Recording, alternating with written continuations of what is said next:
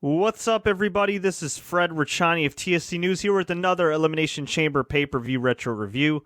This time, WWE Elimination Chamber 2012 is on the docket.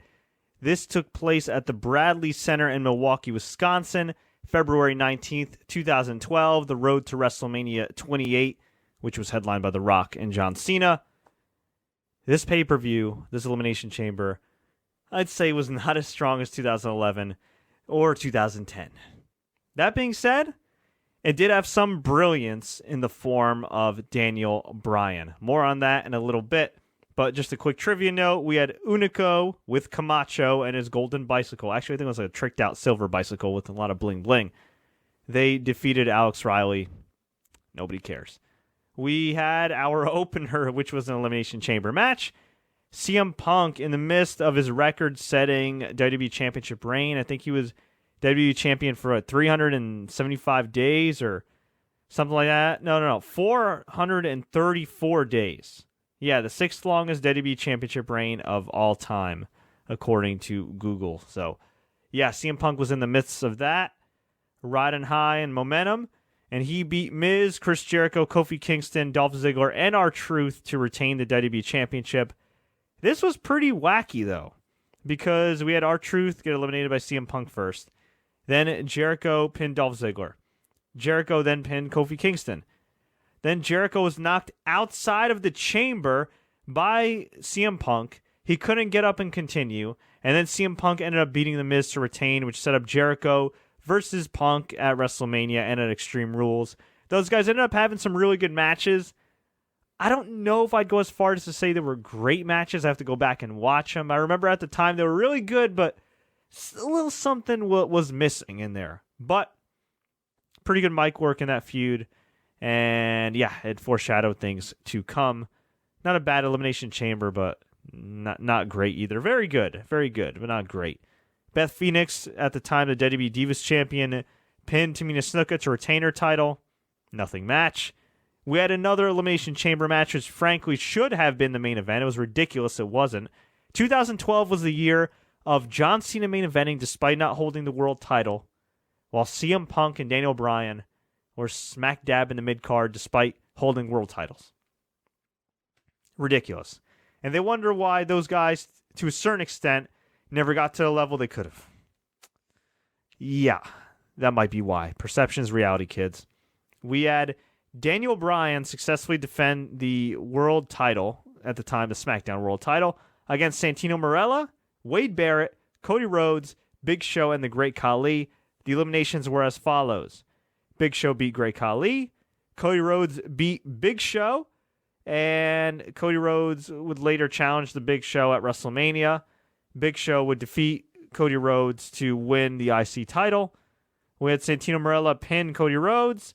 Santino then pinned Wade Barrett, and Santino Marella nearly beat Daniel Bryan. It was down to Daniel Bryan and Santino Marella. Daniel Bryan was laughing his ass off, adjusting his wrists and everything. And then Santino Marella proceeded to unleash hell on Daniel Bryan. And Daniel Bryan did such a brilliant job of playing the douchey heel who did not take this guy seriously, only to get overwhelmed. Santino hit the Cobra. 1, 2, no. Santino Marella nearly won the world title. The crowd was going nuts. It was such a brilliantly laid out match.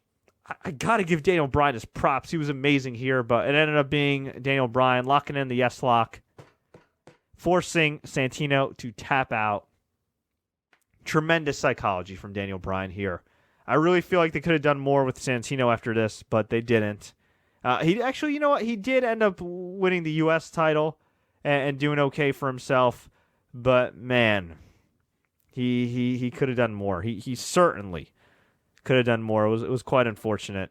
He was squashed by Daniel Bryan afterwards on another SmackDown episode, but man, for one night, the fans believed that Santino Marella could win the world title. Of course, after this, Daniel Bryan defended his championship against Sheamus at WrestleMania 28. Sheamus was the Royal Rumble winner in 2012. He lost in 18 seconds, and the rest is history. Sheamus was supposed to get over huge. Instead, he didn't click. Daniel Bryan, fans rallied behind him, created the Yes Movement, and yeah, that was that. We had Jack Swagger defend the U.S. title against Justin Gabriel. This was like a WWE Superstars match. It was nothing. And shortly thereafter, Santino beat Jack Swagger to win the U.S. title. And then the main event, a.k.a. the lame event, was John Cena defeating Kane, who was repackaged with the most recent mask he's had with the weird, looks like a weird deformed face. Ugh. John Cena defeated Kane in an ambulance match. This match sucked. No offense to Kane, but people weren't feeling his character. What else is new? And he did, though, go on to form the reluctant tag team of Team Hell No with Daniel Bryan. And for about a year, they had a tremendous run. So, something bad ended up becoming good.